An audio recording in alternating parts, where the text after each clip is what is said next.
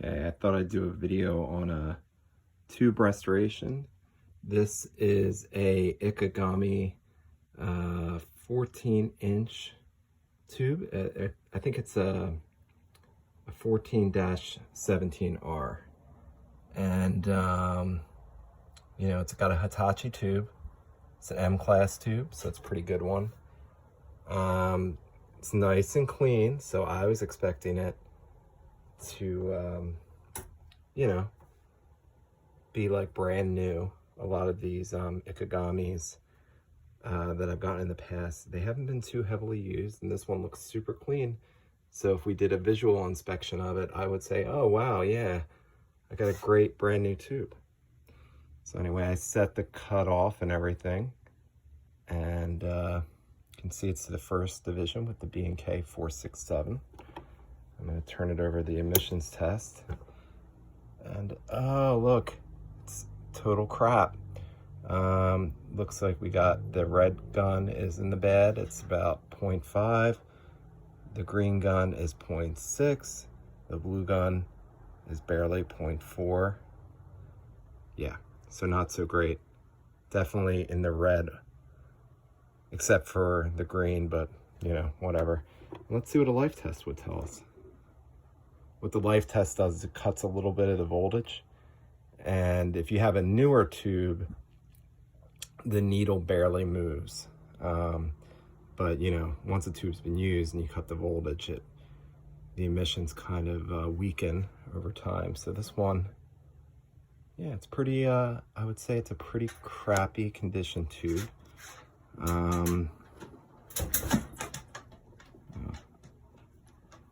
That's my assistant there. It's probably gonna get into something. But anyway, it's pretty bad too. Okay, so this is part 2 of the video. Established that this tube wall looks good. It's in terrible shape. So what I'm gonna do is run clean and balance on it. So essentially what that is these B&K units, they'll, now if we take a look at I'll actually show you the neck board now. What I'm going to do is turn it to the restore function here. You'll see the cutoff goes down. That's because that's not reading cutoff. And this is glowing hot red. So what it's doing is it's instead of 6.3 volts to the filament, it's giving it around 9.5. I think what it does is, depending on what you have set for your filament voltage, it'll up it by 30%.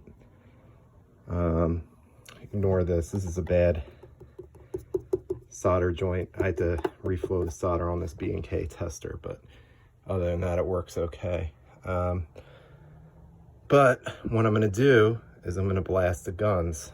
So clean and balance, that gives it about 25 milliamps of current, and then rejuvenate gives it 50. Now each one of these rejuve units, there's tons of different models. They'll give you different you know, amperage on that. So there's actually one that's it's like a kind of a budget version of the 467. It's the 470. I don't know where B&K got their, you know, naming conventions from, but essentially that one the clean and balance was actually 50 milliamps and the rejuvenate was 75. So it actually would deliver more current. Not sure why, but a lot of people use that one apparently. And that one can only test one gun at a time. So there's one big dial up here. So it's not as good as the 467 though, in my opinion. And you want to kind of start off as low as possible. So for this is warmed up enough. I'm going to blast it. So I'm going to do the red gun first, and I'll show you the dial and how it looks. So you can see, went up and then went right back down. I have a feeling it might need a little bit more. Yeah, see? Not too spectacular. Usually the dial it'll kind of flutter when you're doing this. But yeah, and this one's, it's actually worse. Shitty. but it'll kind of like, see if I get my finger in the shot, it'll go like this when it's actually working. So I'm gonna go ahead and ignore that. That looks like it probably has some type of short or something. But let's try the green and see if the same thing happens. I have a feeling it will though. Yeah, nothing. Yeah, so that's a very definitive shitty restore there. Yeah, see, it's just not, you're not getting good cutoff. So yeah, all right. I've done enough of these things to know that I need to kick it up to the full rejuvenate. So let's double check. So we got 6.3 volts, 50 volts for G1. All the tubes are testing. Wow. Yeah, that's the cutoff. So each one is set to the first division. And yeah, testing real bad. So I'm back on here. I'm gonna try to rejuvenate. Yeah, it's kicking up some. There we go. See that? That little flutter? That's good. Oh, we got a G1 short. Let's hit that. There we go. Now it's cleared. Now, let's see. All right. See, now this is one thing I've noticed when you rejuve. The G2 voltage, usually you kind of have to, after you do a successful rejuvenation, it needs more G2 voltage. I don't know why. Maybe because you're blasting the cathodes and screwing with the gun. But anyway, ooh, that's not too great. It's not a very good result. I was hoping for better. Oh well. Well, it's still better than it was. What I'm going to do is keep moving forward. So I'm going to do the green gun next and then blue gun immediately after. So see, that's good when you can see, like, there we go, got a short again. All right, I'm going to do the blue gun. Yeah, there we go, we got the flutter. That's good. And we got a short again. Get rid of that. Okay. So, gonna give this a second and I'll come back. Okay, I'm back. This is after I've done a rejuvenation on this tube. So you can see I've set the cutoff to the first division. And I'm gonna test it.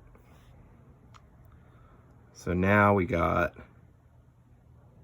about a little shy, well, 0.7, let's say, 0.7. And this one is 1.1. So for whatever that's worth, I'm gonna check the tracking to see if it tracks. Basically, you hold down this button here, and then you move this dial. And your strongest gun will be, you set it up to the top. Yeah, see, this doesn't really track well. So that means that you might have like black crush or bad detail in shadow areas, essentially. But, you know, it's reading a little better. It's not too hot, but it is in the green now. That even when it's in that yellow area, it's still considered good. So we got 0.7, yeah, like 0.75, I guess. And then 1.1, which isn't fantastic. And the life, it's better than it was. I think the life before was going down to 0.2. I mean, these two guns are still testing bad. And that one's not terrible, but you don't want to have any one gun much stronger. Like, the ideal is really to have the guns be equal strength, but that's not always the case. And sometimes the chassis can compensate for a weak gun. It just depends on how sophisticated it is. Now, these Ikegamis, they were kind of, you know, the budget version of a Sony PVM, I would say. Or maybe they were between. I actually really like the picture quality on these, but I'd say they're maybe a little bit between a PVM, like some of the mid-90s PVMs, like the 20M2U, and the, you know, the BVM lines, like I would guess, I would kind of put it between like a 20M 2U and a one of those BVM 20G ones, which were kind of like a more budget BVM. They were 800 TV lines. But, you know, this restore is not too great. Like, I've seen restores that come through and it's like you run it and, you know, you can be down in the red and it's all the way up here at 1416. It's pretty impressive. I actually had a 20F1U that I had gotten from a junker, and that thing was it was beat to shit. It was it had burn in. It had like 114,000 hours. I'm 100% sure the tube was never swapped out, and I figured, you know, I'd blast it, and you know, that damn thing still runs good. It went up to like 1.4 on all the guns, and it still looks good aside from having burn in. But and it still works okay. And I've noticed these restores, you know, sometimes they'll work all right, sometimes they won't. Like, I have a feeling that this isn't gonna last. This tube is just kind of garbage, and I don't know if it was just like a, you know, a trash 14-inch tube from Hitachi or what, but it just didn't respond the way I've seen. I'm actually really surprised. I thought this was gonna be a lot better, but it's not. So, you know, no great shakes. Now, one of the interesting things, I'll do this because I don't really give a crap about this tube, is I'll run another restore on it, and you're going to see something that I think is interesting. So see that? No flutter. And I'm on restore. See, there's nothing there. It's not really doing anything. And this is, you know, on rejuvenate. You see, it kind of just takes the hit. Now, I think basically you would have to leave it on for a little bit. Now, see that like jump? That's from the heater being, you know, so hot. You know, the emissions go way off the charts. There used to be these things back in the 50s and 60s where people would fit, like TV repair guys would go in. Oh man, I can't remember the name of it. It was like called a booster or something ridiculous like that. And they'd basically fit the neck board, or they'd modify the neck board in some way. So instead of, you know, giving it the tube 6.3 volts, it would give it 7.5. And that would improve your picture quality for a little time, but it also would burn out the cathode faster. So, yeah. But, yeah, this one, it's just not so hot. Like, you can see, like, I ran that restore again. This one's up at 1.1, but I don't buy it. And I also don't buy this either, this 1.5 or that 0.8. I think if I just let this sit for about an hour, turned off, and then I came back and tested it, it would probably be back at like 0.8, you know, 1.1.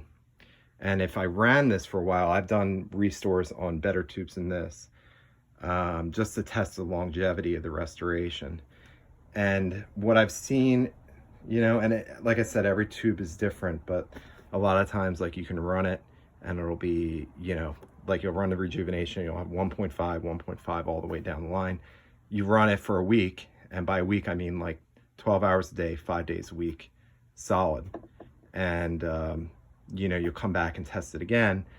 And, you know, you won't be as bad as you were, but it'll be down to like 1.2, you know, from 1.4 or 5. Then, you know, I've tested again where I've run things another 60 hours, but it kind of holds steady usually. But again, every tube is different and you can't really see inside the damn thing, so you don't know.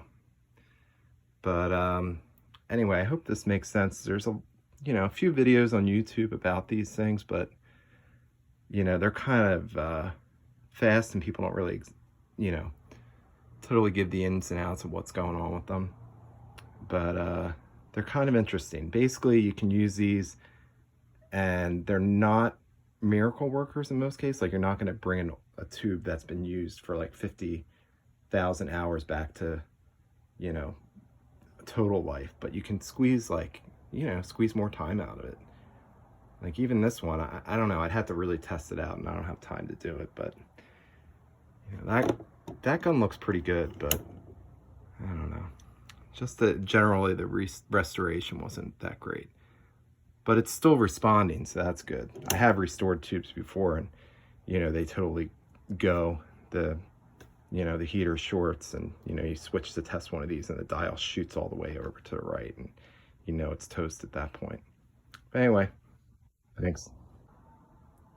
Okay, so I have a bit of an add-on to this video.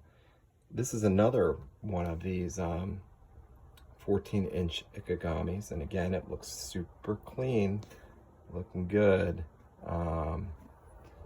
but it's testing bad.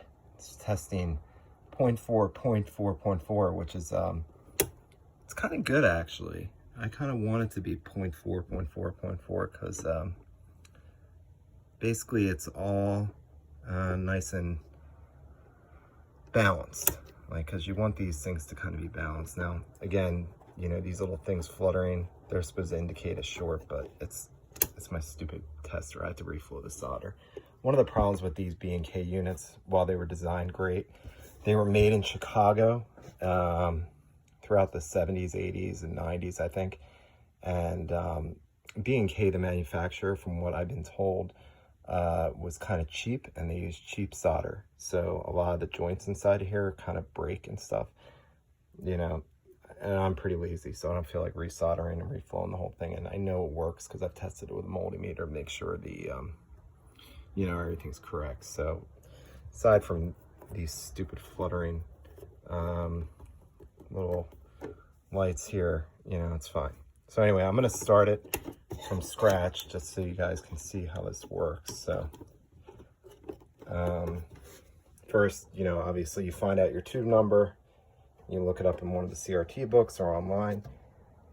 This is a CR23, which is probably the most common adapter. It was used on a lot of these color sets in the 80s and 90s, towards the late 80s and 90s, and throughout the 2000s, I think. Sony would have custom ones. So like if you have a Sony, like this is, I've tested a lot of DVMs. This is a custom one that I made out of a busted neck board. You have to do this. But for Ikegami, you know, they stuck to the standards. So that was a CR23.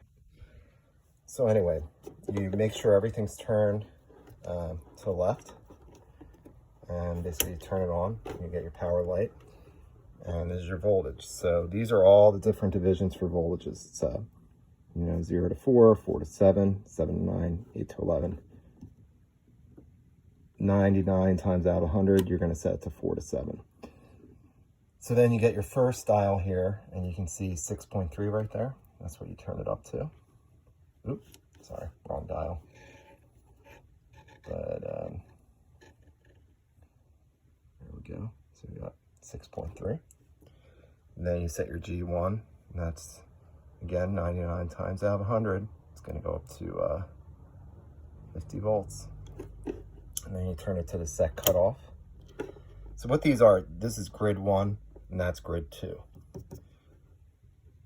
So for the B&K units, you set the cutoff to the first division. Now, this is one thing I've noticed with tubes. You know, I can almost tell immediately if the tube's weak because I'll turn this dial. See, the G2 you can also set at low or high, so you always start on normal. Not low, but normal. But see, I'm cranking this up, and it's only getting to here. If this was a good tube, it would shoot over to point, you know, 1.6, 1.7 immediately, but it's not. So, and when you get really bad tubes, like one time I blew out a BVM tube that had like 65,000 hours, I think, recorded on it. And after I ran the restore or the clean balance, it just wouldn't even get up to, you had to turn it over to the high division for G2, and I knew there was problems after that, and you know, sure enough it was. Basically that one, it would turn on for a little bit, but as it was on, the colors would fade. And I think just, you know, the cathodes were worn out, like, and the gun was worn out. And it's totally random. It really is. Like, I've seen some tubes with like 100,000 hours on them, and I was able to bring them back and use them for a little bit, but I don't know. It's just random. It's the way these analog electronics were. So anyway, I got it all set to the first division, go to test, yeah, and there we go. 0.4, 0.4, 0.4.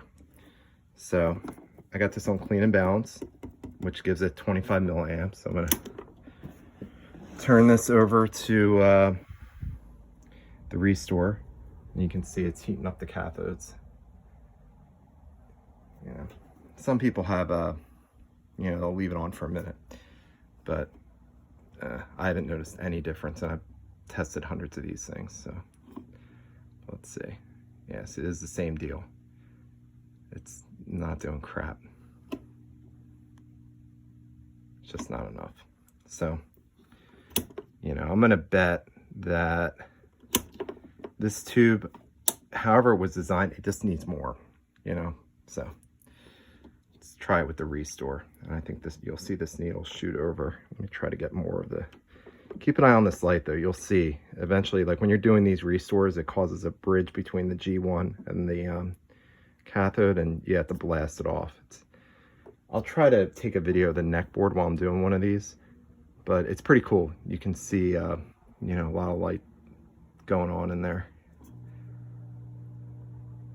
But yeah, just wait for the flutter. Ugh, nothing. Yeah, see, that's not great. Oh, there we go. Cool. Uh-oh. There we go. Great.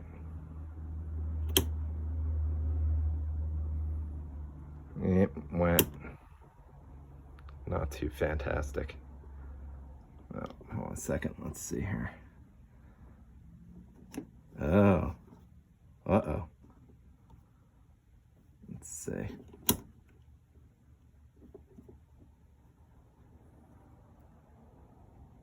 Sorry, it's kind of hard to hold this camera and then also, you know, work these dials.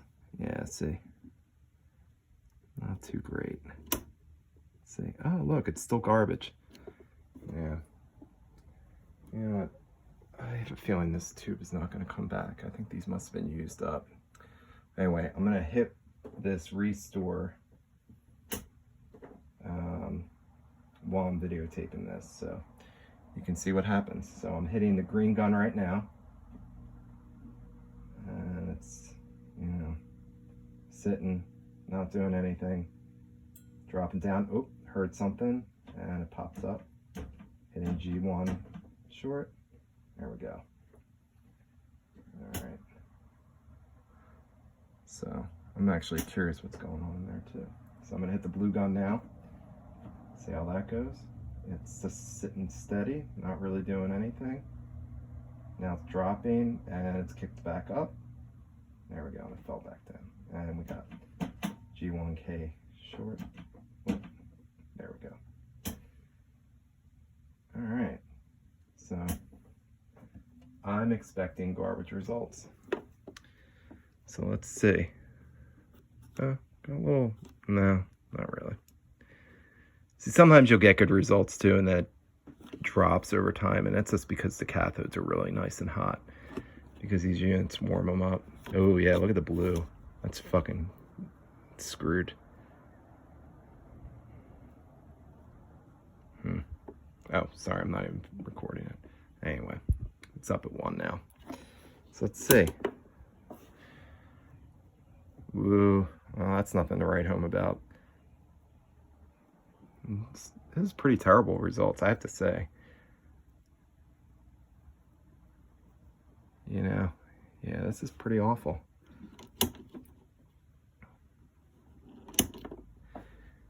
Jeez, looks like the blue gun's actually worse. So just for the hell of it, I'm gonna run another restore on it just to see how it goes. I don't think I'll do anything, but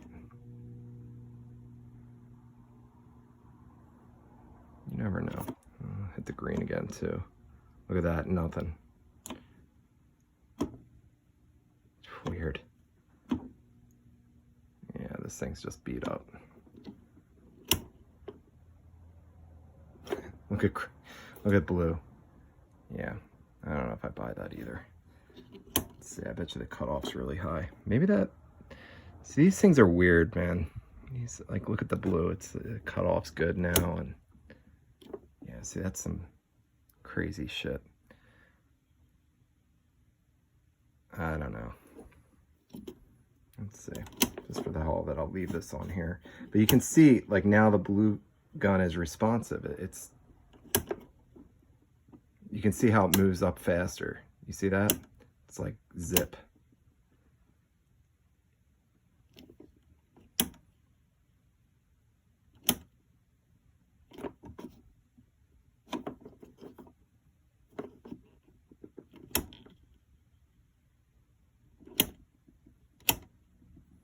All right, I'm gonna hit the green gun again.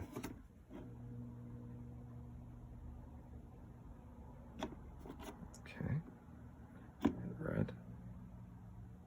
Maybe that did something.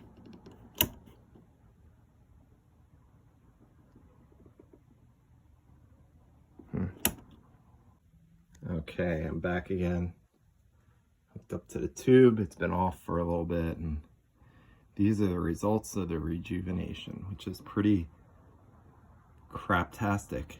Well, this is pretty good. The blue gun, green gun is terrible. Not sure why.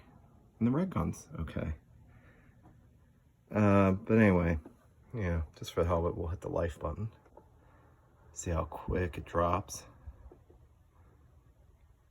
Red gun's not too bad. The green gun's pretty terrible. I have a feeling there's a little short in there. Let's just find out. I'm gonna hit this G1 short just for the hell of it. See if it does anything. And that's a no. Didn't do anything.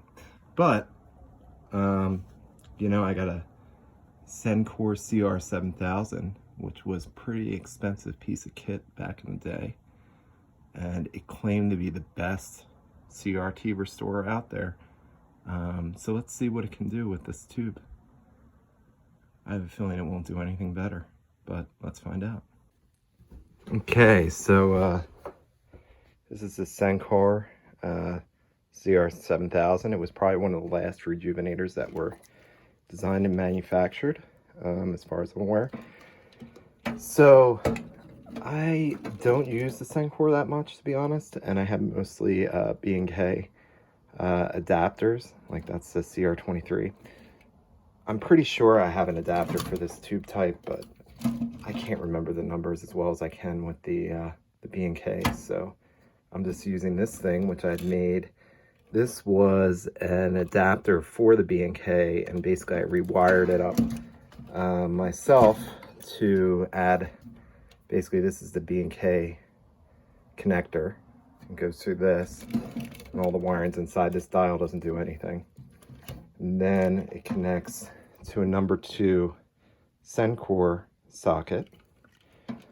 And these were dual-sided sockets. It's actually a pretty good design. Sencore made some good stuff. But they kind of went on about it, like they had really good marketing materials and really well-designed manuals. But then like little things would be weird. Like in this manual, I don't have it here, but like when I was wiring this up, I noticed they mislabeled the filament pin on this. And it's like, it's a, you know, really big screw up. And they eventually corrected it later on. I found some marketing materials where they had, you know, did a reprint, but like that's a big mistake. It's especially because a lot of people were basically wiring up their own adapters, and you know, if you weren't smart enough to notice that, I don't know, just not good stuff. But anyway, that's what this crazy looking thing is. And this is a Dandy adapter, which were, you know, they were around back in the 70s, and I picked one of these up off of eBay. Somebody was selling a new old stock one, and you know, it was heavy duty wire, and yeah, came in handy. So that's how I made this, so I can use all the B&K 467 adapters with this CR7000, not to worry about it. So anyway, this is it. Now these things, you know, you can usually get a good B&K 467 on eBay for like 150 bucks. Although you might have to resolder it and replace some caps, or maybe you know, some transistors on that board that go bad. But you know, it's affordable, and you can even get ones that are, you know, not tested, and they're sold as is for like 50, 60 bucks, and then you probably have to do some work on them. But these guys I've seen go sell for like 700 bucks. And this one I got from a guy who, I think his main business is oscilloscopes, but he happened to have one of these. And he sold it to me for a decent price. It wasn't cheap, but it was fair. Now, sometimes I've had good luck with this, and other times I haven't. So, you know, your mileage may vary. So, anyway, I'm turning it up. So that's the way. So basically, this is how you set your filament volts on this thing. Turn it there, and like the design of this is kind of cool. Like they did a good job. Like that's filament volts, you know, 0.5 through 4. This is 4.5 through 8, and that's 9 through 16. So you can see it switches, you know, directions. And actually, it's funny, this thing is the 467. B&K must have been feeling some heat from Sencore in the 90s, because they redesigned the 467. And the inside of it is exactly the same as the design from the 70s. And it's called the 490, or maybe actually, maybe it's a 480, I think. Actually, I think the 490 is the redesigned 470. And it basically looks like a Sencore. Like the look of it is similar to this. And it looks, you know, a little bit more modern, instead of saying, you know, like, let's see what bullshit brain nails on it. Yeah, this is CRT restore analyzer. I think they changed that wording to monitor instead of CRT to make it seem more modern. But anyway, so we set the voltage there. And, you know, I'll leave the CRT type as that. Gonna set the bias to 52, which is more or less the same. And let me see if I can remember this. Yeah, it's set to simultaneous. Okay, so that checks for G1 shorts. It's all green, so it's all good. HK shorts, that's K means cathode. You know, I don't know, they use K instead. And this is how you set the tracking on this. And this is a really weird system. You can kind of see, oh yeah, it's shit. Yeah, it doesn't turn up. Oh, or barely responds. Let's see, I think actually if I change it to video too, yeah, ooh. Yeah, it's pretty terrible. Not able to set it. Let me dig into this. Hold on a moment. What I forgot to do was set the voltage, which you want to get that up to 6.3, like on the other. Yeah. So yeah, there we go. Now we can test that, so that's good. Now let's try to set cutoff. Ooh, still not great. So this one, it's a weird test. Like it's almost like a game, you know, this thing like kind of bounces around, and I don't know if it's better or worse than the B&K, to be honest, but it's interesting, that's for sure. But it's kind of cool. Like it does check, like all these testers, there's different ones. There's B&K and Sencore were the big ones, but there's also a Koenig that B&K actually bought and rebranded as their 490B, I think was the model number, but it was actually a Koenig TR850. And that one tested things differently, but you know, anyway, so Sencore, the gun tracking is good. So let's go to emissions, and yeah, it's saying, you know, obviously, see, there's another thing, that the Sencore isn't as sensitive as the B&K.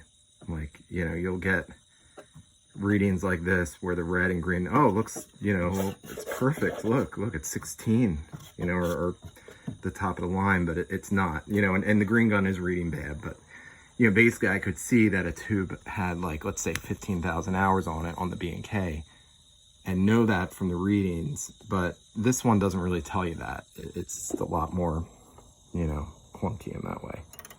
But you can do an emissions test just like on the B&K, and yeah, you can see like the blue gun's holding Oh, yeah, look, it dropped. That's the relays resetting. But, you know, you can see, like, the green gun, like on the B&K, is shitty. The red gun is not quite as bad. Oh, and then the blue gun's bad, too. So, anyway, let's go back to here. You can hear those relays going. I don't know if that's my unit. It does it sometimes, and other times it doesn't. But you can hear it resetting. It's really kind of annoying. Okay, well anyway, this is mostly stabilized. I'm not that worried about it. So what I'm gonna do is, I don't really care about this tube. So what I wanna do, the green gun is pretty crappy. So you can see here that reactivate, which is actually a really good thing about this tube. So sometimes you'll get tubes that haven't been used in who knows how long. And you just have to give them a little zap and they'll come back. So this just gives it, 30 seconds, 1 milliamp, which is nothing. The low rejuvenation is 40 milliamps, which is still more than the clean and balance on the B&K. Normal is 80 milliamps, which is 30 milliamps more than the B&K restore. And then we have high and extended, which gives it double what the B&K 467 gives it. So I know this tube isn't, so hot. So what I want to do is eat dinner. And so what I want to, because of that, I'm just going to run it on extended. And I don't care if I lose the tube. So anyway, you can hear it's charged up and it's ready. So basically what you do, extended is 15 seconds. That's interesting. Well, you know what? Actually, I'll do it on high. I can wait to eat. So you just hold this down. You can kind of see it going. And it does this 3 times.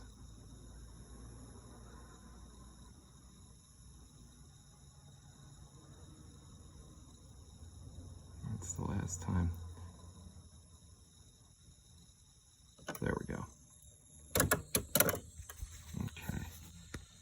So let's see if you got any result.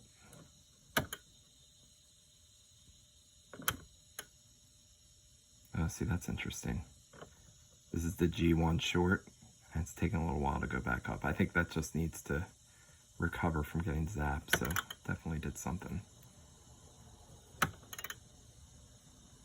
Okay. Now I have found that after doing a restore with this thing, setting the cutoff is usually a little easier. Now, this is actually somewhat promising. It looks like you're getting a better response from the cutoff on the green gun and on the red gun actually, but that might just be from the heat too. Because sometimes, like, these cathodes like extra power and more heat. But yeah, you can see this stupid thing jumps around like. And I have noticed that this is more a symptom of tubes that have been, they've lived their life. But anyway, it's jumping, but these are more or less, these dials, you want to kind of have them more or less in the same position. It's close enough. Let's see. So yeah, now this says the emissions are good. Oh, you can see the green gun is dipping. Okay, so yeah, the green gun's, little worse. Let's see what the life does. Oh, look at that. Drip, drip, drip. Yeah, so not so hot. But look at the blue gun. So this is the crazy stuff about these restore units. Sometimes you'll get this where you'll bring a gun back and other ones you won't. So, I don't know. Yeah, so that's not great. I might run it for extended just for the hell of it. Because, I don't want to be screwing around with this. And I want to see if this will test, this tube will test well on the B&K as well. Oh yeah, look, it's already, a little bit out of the heat, and it's starting to drop again. Okay, so I'm going to hit this again. Where's the damn button? Okay. So now this one, the extended is 15 seconds. at 100 milliamps. So let's see if that does anything.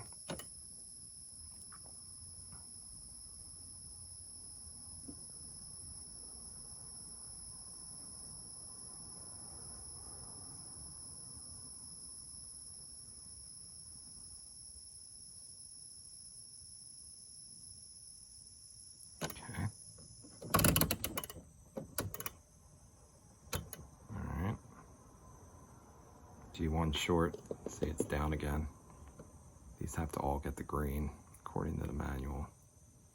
Uh-oh, maybe it's got a short. I don't know.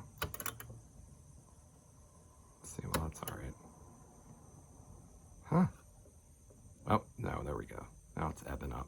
See, I think this is a sign that the cathodes are pretty worn out. Anyway, yeah, cut off. Yeah, I can set cut off.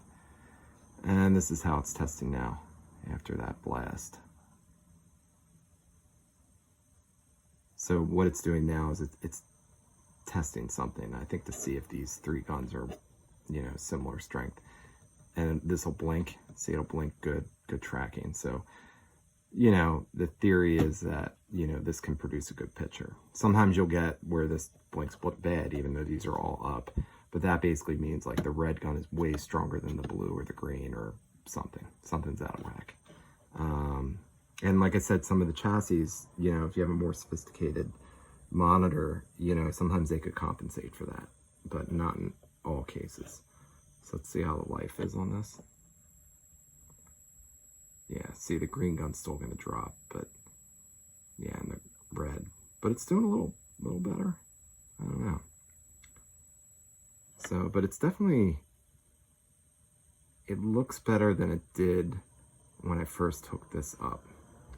So what I'm going to do is I'm going to eat dinner and come back and check this with the B&K 467, and I'm also going to let the monitor cool off. But yeah, it looks promising. So if this one's actually, you know, if this actually pulled it off, maybe I'll put a little more credit towards the Sencore. Yeah, all right, find out in about a half hour. Okay, so I have the Ikegami monitor hooked up. This is about, you know, half hour, 45 minutes after I had run that Rejuve with the Sencore. Just setting the cutoffs. They all look like they're at 1 division now. So let's see what it said. Now I did double check this with the Sencore a minute ago, and basically it showed the red gun as being, you know, all the way up at the top. The green gun being down a little bit, like probably about 75% of the, you know, you can see like the divisions there. And then the blue gun was all the way up at the top too. And it said the tracking passed for both low and high tracking. So let's see what the B&K says. Okay, so it's a little interesting. So it says 1.2. Green's a little better than it was before. After the restores, it's about 0.8. And the blue is still pretty amazingly good. And, you know, this is not uncommon where, you know, you have one gun, it's usually blue or green, that really take to the restoration well. But, you know, so this says, you know, it's basically, you know, a lot of people, they see the yellow and it's down there. That means, you know, it's bad or it's getting bad, but it's actually all within the good range. So now these are, you know, remember this started off all in the red and now we're in the green. So, you know, it's good and bad, you know, and also like, this is what I mean about the Sencore. It doesn't give you a clear picture of the tooth the way this B&K does. It, you know, basically the Sencore will only go up to, you know, that 1.0, you know, because you can see this is a little below that. So, you know, you're getting like double the information on the B&K. And this thing, like, look at this freaking thing. It's made from the 70s. It's very simple. Like, there's a light bulb in here, you know, and that, it just shows that sometimes, like, you can just over-engineer things. And, you know, I think the guy who made this, his name was Carl Korn, and, you know, he really knew his stuff. So anyway, let's just do two things. So tracking is one. So basically the blue gun's going to be the strongest, so I'll turn that up as high as possible. And yeah, you can see, so red gun tracks, green gun doesn't. You know, now the Sencore said it tracked okay. And I have seen monitors where the Sencore gives it a fail, but I don't know. It's tough to say with these things because certain ones will give different readings, but you know, I would say this won't track well, and this will have weak green. Now let's check life. So I'm holding the life button down. You can see, you know, the blue's really holding steady. And it looks like, yeah, it's going to 1, 2. The reds, you know, it's still in the green. The green one though is, yeah, it's like right near bad. So I would say this tube is on its last legs, which was kind of obvious from when I tested it initially. And I have a feeling that if I ran this thing for a good week, 60 hours, that it would, you know, probably be down around 0.8. I bet the blue though would stay up around 1.3, 1.2, because I've seen that when the guns really restore like this and they don't drop when you kill the voltage. Like if you really watch that, like dropping the voltage to like 4, and it's only going down to like 2.2 points out of that. It's just not that bad. So who knows? It's like it started off down here, so you know, so there's some value in these units. And between the two of them, overall, I've had more luck with the 467. I don't know. The Sencore is really expensive, and like I said, it doesn't give you as good a view. Although, you know, that said, I do like having it because it does give you a different perspective on what's going on with these tubes. And, you know, there's less and less of them around, so you want to kind of try to save them when you can. Because even if you get, you know, a tube and you can get another like 1,000 hours out of it, I mean, that's, you know, it's not totally worthless. But I have seen successful restorations where they really do hold. But this one's, it's a mediocre one, and I really hate that, you know, this is so out of whack. Like, I'd be more comfortable with it being, this being a 1 and this being a 1 and this being a 1.1, but you know, having this so much better than these guys is terrible.